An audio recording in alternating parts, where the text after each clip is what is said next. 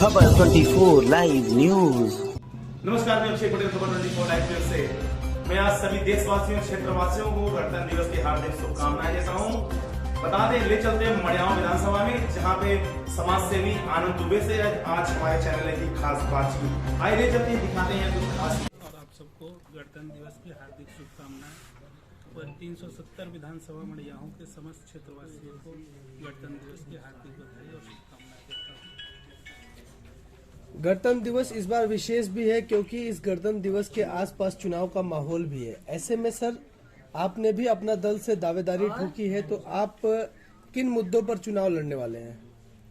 बहुत सारे मुद्दे हैं भैया, ठीक है। जैसे क्षेत्र का प्रथम है, क्षेत्र का विकास करना है हमको, जिसमें प्रथम वरीयता है। जैसे हम लोग जनसंपर्क में अभी निकल रहे हैं, डोर टू डोर कैंपेनिंग चालू किया है, तो जिसमें देख रहे हैं बहुत सारे जगहों पे गड्ढे में सड़क है नहीं, गड्ढे में है। प्रथम वरीयता में उसको ध्यान में रखेंगे। और आपका पचवल से लेके मड़ियाहू रामपुर जो रोड है, इस रोड को प्रथम वरीयता में मेरा मैक्सिमम टू मैक्सिमम मैं हम लोगों के माध्यम से कहना चाहता हूँ कि अवसर मिला तो 15 दिन के अंदर मैं इसको ठीक करूँगा। सर, जिस रोड के बारे में आप जिक्र कर रहे हैं, उसको नितिन गडकरी जी ने 135A नेशनल हाईवे घोषित कर दिया है, जिसके बारे में बताया जा रहा है कि आवंटन हो चुका है। तो ऐसे में उसी रोड को दोबारा से निर्माण करने की बात आप कर रहे हैं सर? निर्माण करने की बात मैं नहीं कर रहा हूँ, मूवेबल कर दूंगा मैं जी, मूवेबल कर दूंगा। रोड का नियम है, गाइडलाइन है, कुछ लोगों को नहीं पता है, हो सकता है आप भी पत्रकार बंधु हैं हमारे। हमेशा NH का गाइडलाइन है कि किसी भी रोड का अगर टेंडर होता है, ठीक है, काम शुरू हो रहा है, लेट लतीफ अलग चीज़ है, लेकिन उनका जब अलॉट हो गया तो उनको मूवेबल रखना है एनी टाइम रोड को। चूँकि हम इसी क्षेत्र में कंस्ट्रक्शन लाइन में काम कर रहे हैं, जो भी अनुभव है हम उसको जनता के बीच क्रियान्वित करेंगे। एक जनप्रतिनिधि का यही काम होता है, योजनाओं को ले आना, क्षेत्र का विकास करना। तो सर, मुद्दे में केवल आपका एक मुद्दा यही सड़क ही मुद्दा है कि दूसरा चुनावी मुद्दे में और भी कोई मुद्दे होंगे आपके? शिक्षा पे, बेहतर शिक्षा पे ध्यान दिया जाएगा। क्षेत्र में विकास के लिए जैसे रोजगार को लाना, बहुत सारे रोजगार हैं, जैसे सोलर पैनल एनर्जी वगैरह के बारे में क्षेत्र के लोगों को बढ़ावा देना, उस तरीके का बहुत सारी योजनाएं हैं। प्लस मड़ियाहू में एक पर्यटन स्थल को भी बनाने का मेरा प्लानिंग है। जी, आपकी सरकार ने नई शिक्षा नीति लाई थी, इस नई शिक्षा नीति को आप किस तरीके से देखते हैं? बहुत बेहतर है, चल रहा है। आप पहले भी देखे होंगे, प्राइमरी के विद्यालयों में मोटा मोटी 35-40 से ज़्यादा संख्या नहीं रहती थी। आज के दिन में देखिए, हर विद्यालय 200-300 की संख्या है। हर विद्यालय आपका मॉडर्न स्कूल बन रहा है, टाइल्स है, व्यवस्था है। हम लोग भी जब पढ़ रहे थे तो बोरी लेके जाते थे पढ़ने।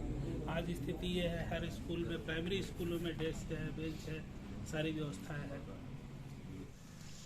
सर, आपने बताया कि आप सिविल बैकग्राउंड से, कंस्ट्रक्शन बैकग्राउंड से हैं, राजनीति की तरफ आपका झुकाव कैसे? एक सेवा भाव है भैया। जैसे सेवा के क्षेत्र में हमको, आप जानते भी होंगे, अभी जैसे सेवा के लिए हमने माँ विंध्यवासिनी धाम पे बस चलवाया है, निःशुल्क बस चलवाया है, जो कि हमारे आवास से प्रत्येक मंगलवार को यहाँ से जाता है। बाकी क्षेत्र की जनता जैसे गांव से बोलती है कि हर 35 संख्या कंप्लीट है तो उस गांव में भेज देते हैं, जाओ दर्शन करो। और बहुत सारा जैसे विद्यालय वगैरह हैं जहाँ पे हमने नल वगैरह की व्यवस्था दी है। हमारे पास कोई स्पेशल निधि तो है नहीं, अपने स्वयं के व्यवस्था से अभी माँ दुर्गा के मंदिर पे हमने जगदीशपुर में नल लगवाया है। बहुत सारा ऐसी सेवा भाव है। एक सोच बचपन से था, आज भगवान ने हमको उस लायक बनाया है, तो एक सोच है, करेंगे सेवा भाव। मान लीजिए कि आपका टिकट निर्धारीकरण हो जाता है, अपना दल की तरफ से आपको टिकट मिलता है, सर्वप्रथम काम आप जो जनता के लिए करेंगे वो क्या होगा?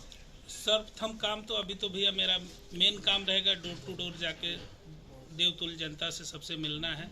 और हमारी सरकार की जो भी योजनाएं हैं, मान लीजिए उसमें कुछ योजनाएं प्रभावशाली ढंग से लागू हुई है, कुछ नहीं हुई है। गवर्नमेंट की योजनाओं को जनता के बीच में ले आना है। और आने वाले समय में जनता ने हम पर विश्वास दिलाया, सदन में पहुंचते हैं तो जनता के क्षेत्र का विकास करेंगे। धन्यवाद। समाज सेवा के तौर पे जो माँ विंध्यवासिनी तक जो बस की सुविधा आपने यहाँ पे दी है, उसके बारे में कुछ बताएं, और क्या सुविधाएं हैं, उसका संपर्क नंबर जो है, सूत्र है, वो भी बताएं। यहाँ से भैया हमारे आवास से प्रत्येक मंगलवार को माँ विंध्यवासिनी धाम के लिए बस सेवा जाती है, जिसमें 35 की संख्या रहती है। जो भी उसका सिस्टम है कि प्रत्येक मंगलवार के लिए आपको 2-3 दिन पहले रजिस्ट्रेशन करवाना पड़ता है। उसका नंबर मैं आपको बता दे रहा हूँ। 9137 जी। क्या ये गांव से भी सुविधाएं मिल सकती हैं कि कोई गांव में अगर बस ले जाना चाहे, गांव से जाना चाहे, क्या सुविधा वहां भी उपलब्ध है? हाँ भैया, प्रत्येक गांव को हम लोग दिए हैं ये व्यवस्था। मड़ियाओं विधानसभा हो, बगल की भी हो, कोई दिक्कत नहीं है जी। आप अपने गांव से भी ले जाना चाहें तो 35 की संख्या हो, आप जिस दिन भी बोलेंगे बस सेवा, ये नंबर पे रजिस्ट्रेशन बोल दीजिए कि भैया हमको इस दिन भेजना है, हम लोग 35 की संख्या कंप्लीट है, एक कागज में लिख के व्हाट्सएप कर देंगे, बस भेज देंगे। बहुत ही सराहनीय सरकार आपका ये, प्रत्येक गांव से भी ये सुविधाएं माँ विंध्यवासिनी धाम तक आप मुफ्त जा सकते हैं। चलता रहेगा। क्या मुस्लिम बंधुओं के लिए भी ये बस सेवा फ्री है? सबके लिए है, सर्व समाज के लिए है। हमारी सरकार काम भी यही कर रही है, सबका साथ सबका विकास, जिसके अंतर्गत सादाब भाई आप मुस्लिम वर्ग से आते हैं, आप ध्यान दीजिए सरकार की योजनाएं जो भी हैं, सबसे ज्यादा लाभ अल्पसंख्यकों को मिल रहा है। जैसे सरकार की योजना है 43 लाख आवास मिला है, उसमें सबसे ज्यादा आवास मुसलमानों को मिला है। तो मुस्लिम वर्ग के लिए भी व्यवस्था है? बस सेवा भी जहां आप लोग ले जाना चाहें, अभी हमारे बंधु बीच में ले भी गए थे जी, कंतिक शरीफ ले गए थे, आप लोग भी जैसे विंध्याचल के पहले है कंतिक शरीफ, बहुत ही ले जाना चाहे ले जाइए, कोई दिक्कत। बहुत ही सराहनीय कार्य समाज सेवी आनंद दुबे जी की तरफ से ही है। बहुत बहुत धन्यवाद। धन्यवाद सर।